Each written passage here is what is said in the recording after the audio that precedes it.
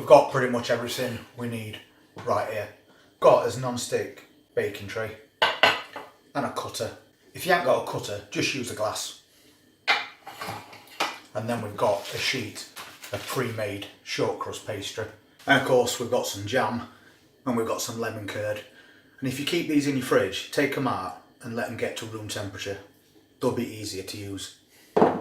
All we need to do is get as close to edge as we can and just cut them out.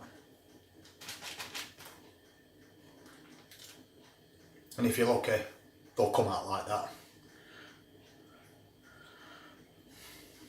And then we'll just pop them onto this tray and try and get them as central as you can. Just push them down steadily, right edge, so they go down nice and even. And make sure there's no air trapped underneath around these edges. And we'll just carry on until we've filled this tray. So that's all those done. Quick and simple. And now we just need to fill them.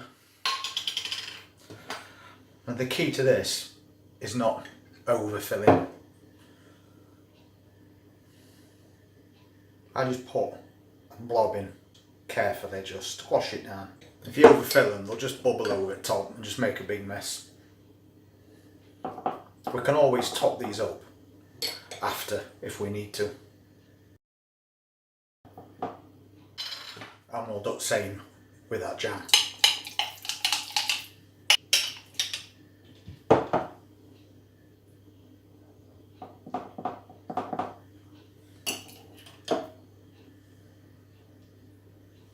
So now that's all done, pop these in a preheated oven on about 170 and they'll take about 15 minutes. You'll see the jam starting to bubble, and when these start to go a light brown colour, they're done.